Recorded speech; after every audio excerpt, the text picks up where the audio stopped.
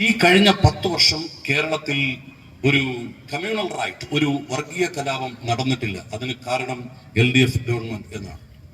എന്തു പറയുന്നു ഈ ആരോപണങ്ങൾക്ക് NDAയുടെ പ്രതിനിധി? ശ്രീ പിണറായി വിജയൻ കേരളത്തിന്റെ 22ാമത് മുഖ്യമന്ത്രിയായി സത്യപ്രതിജ്ഞ ചെയ്തത് 2016 മെയ് മാസം 20-ാം തീയതിയാണ്. അതിന്റെ അടുത്ത ദിവസം ദേശാഭിമാനി ഇനി കേരളത്തിൽ സാധനങ്ങൾക്ക് വില കൂടില്ല എന്നായിരുന്നു ദേശാഭിമാനിയുടെ ആ മുഖചിത്രം, അതിന്റെ ഫ്രണ്ട് പേജിൽ അച്ചടിച്ചു വന്നത്. ഇനി സാധനങ്ങൾക്ക് വില കൂടില്ല എന്നാണ്. പിണറായി വിജയന്റെ ഭരണം 10 വർഷം പിന്നിട്ടിരിക്കുന്നു. ഞാൻ പറയുന്നതല്ല, സെൻട്രൽ കൺസ്യൂമർ ഇൻഡെക്സ് പ്രകാരം ഇന്ത്യയിൽ ഏറ്റവും കൂടുതൽ വിലക്കയറ്റമുള്ള 2ാമത്തെ സംസ്ഥാനമാണെന്ന് കേരളം.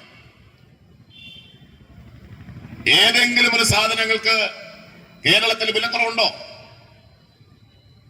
എല്ലാം വിലക്കയറ്റമല്ലേ? പിണറായി വിജയന്റെ 10 വർഷത്തെ ഭരണത്തിനിടയിൽ എല്ലാ അവസരങ്ങളായിരുന്നു. ഓഖി വന്നു, അത് അവസരമാക്കി മാറ്റി. അതിനുശേഷം നമ്മൾ എന്താ കണ്ടത്? പ്രളയം വന്നു, മഹാപ്രളയം വന്നു.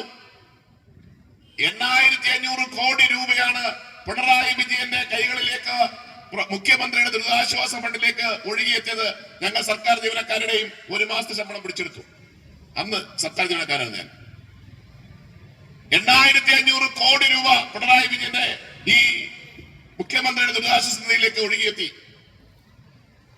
എന്താ പറഞ്ഞത്? നവകേരളം ഞങ്ങൾ സൃഷ്ടിക്കാൻ വേണ്ടിട്ടാ. എവിടെ നവകേരളം വന്നു?